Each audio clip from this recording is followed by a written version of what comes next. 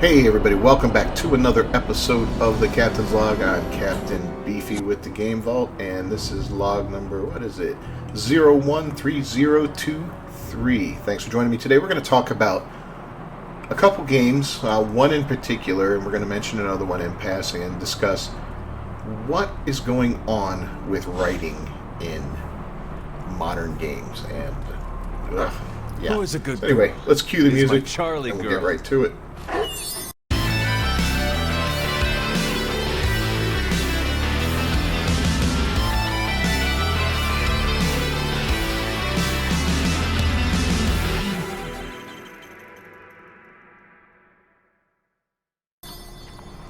Alright, so recently, last week actually, I believe it was, Forspoken was released.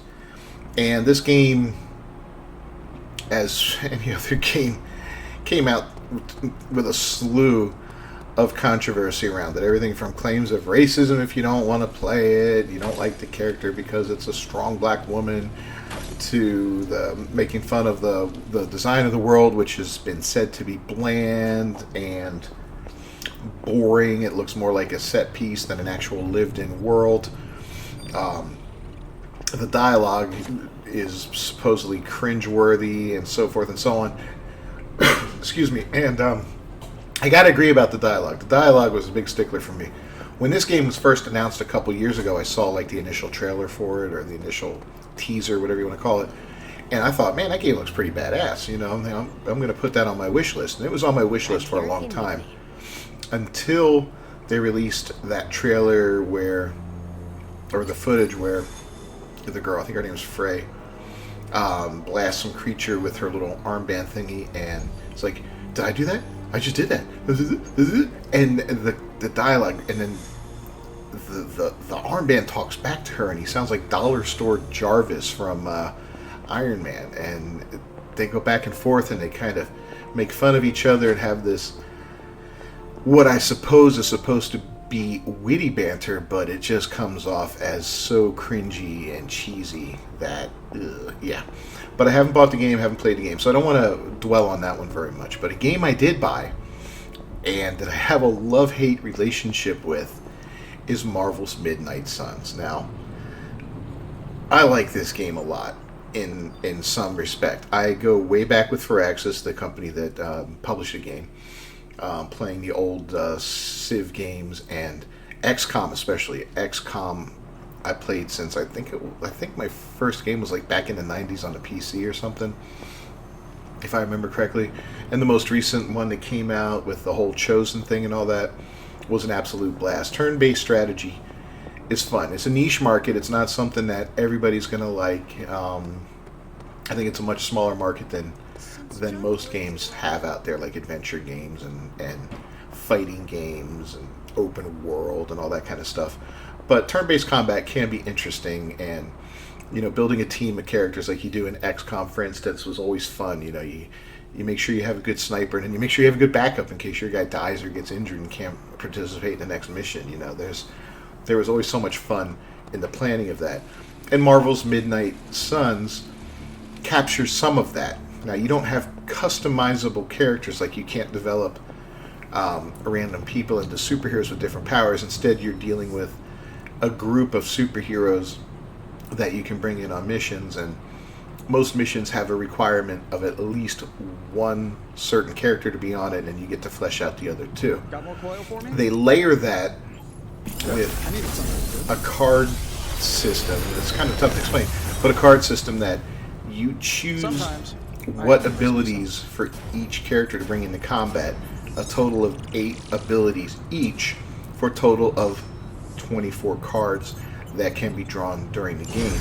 And each turn, a hand of cards is drawn, Later. and you choose from these different abilities on what you want to do that turn. Some cost, they have various ways you pay a cost on it. And then there's environmental stuff you can do. I think the combat in the game is an absolute blast. It's very cinematic. It's a lot of fun.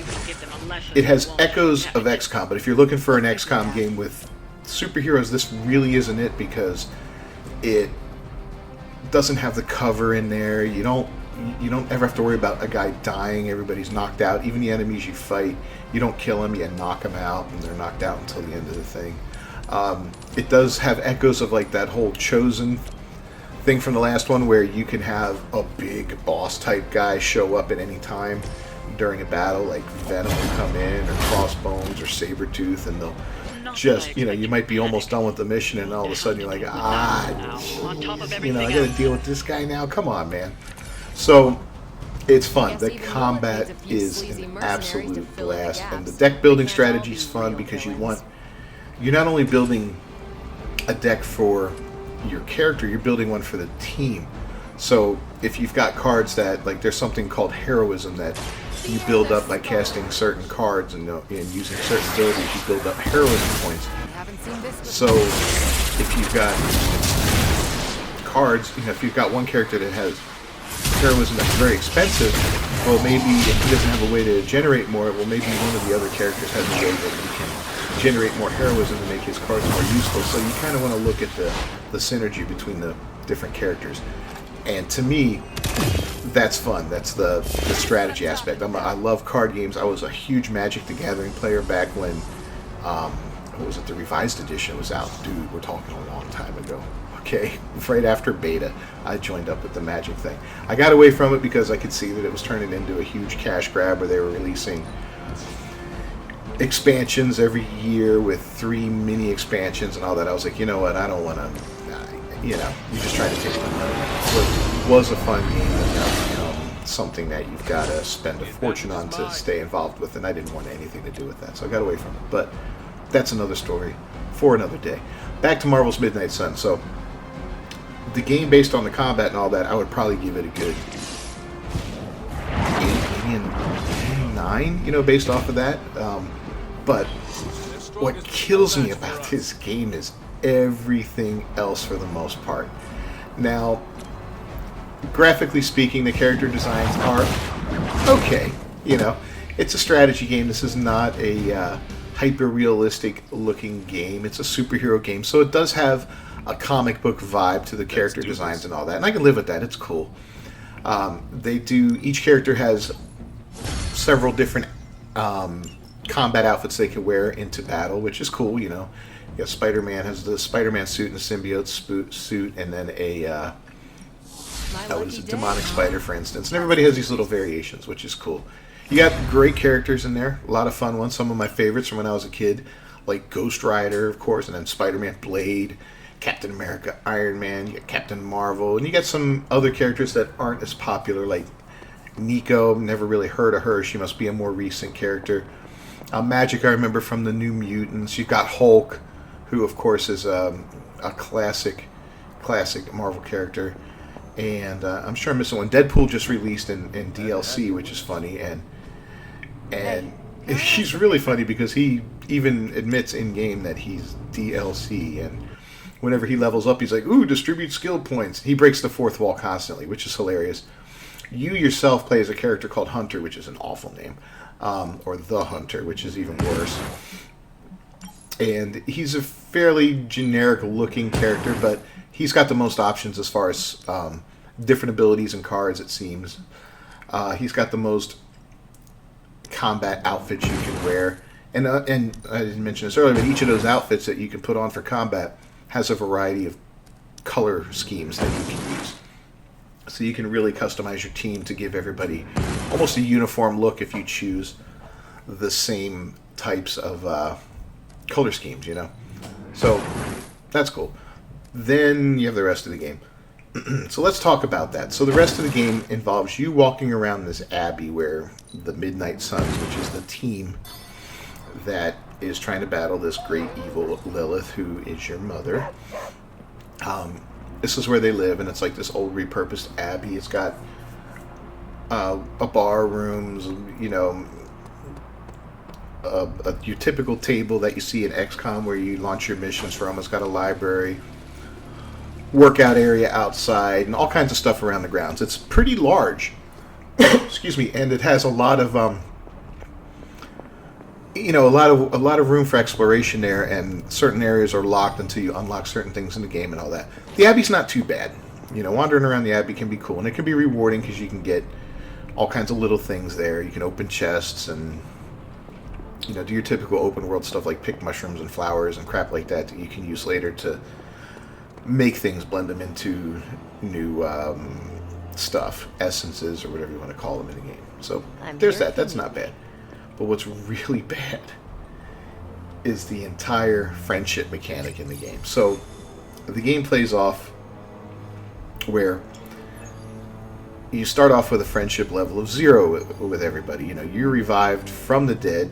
You've been dead for a couple hundred years. You don't know anybody. You're just meeting everybody. You know what? And you have to work on building friendships with all of these different characters.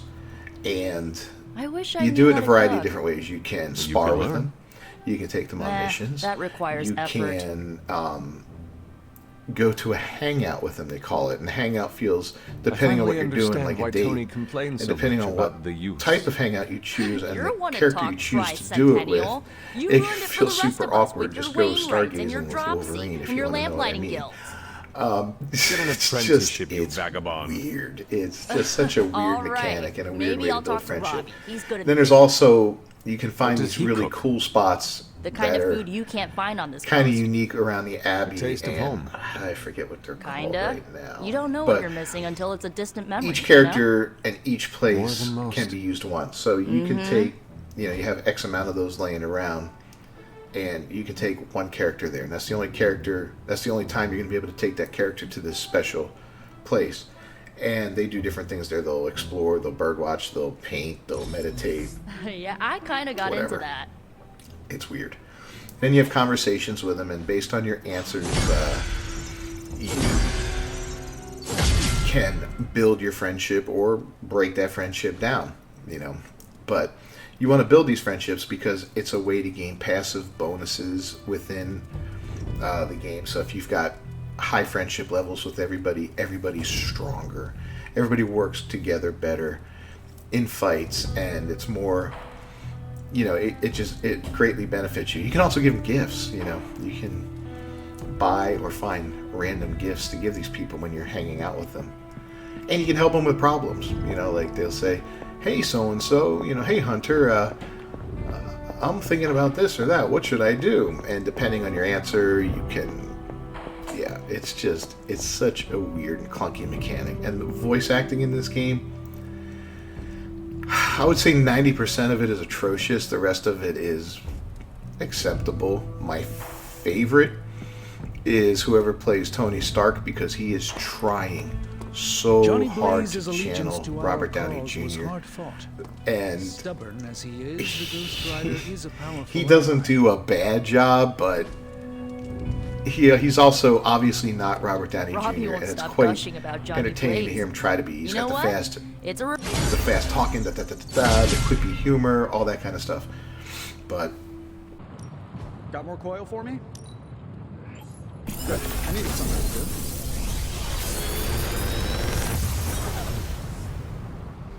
yeah, I could have lived without all that and built up that friendship in other ways, like sparring and maybe giving more friendship points to sparring and going on missions together or stuff like that, as opposed to going to a hot spring and sitting there in a bathing suit with Doctor Strange talking about stuff and feelings. Everything's about feelings in this game. The game, my girlfriend, she's not a gamer or anything, but I was showing her the game because I was like expressing my viewpoints on. I'm like, what do you think of this? And she told me that it sounds like the writers were like a bunch of 11-year-old girls writing in their diaries about their feelings. And I about died laughing when she told me that. I was like, wow, that's brutal. Yeah, the writing is just absolute garbage for dialogue.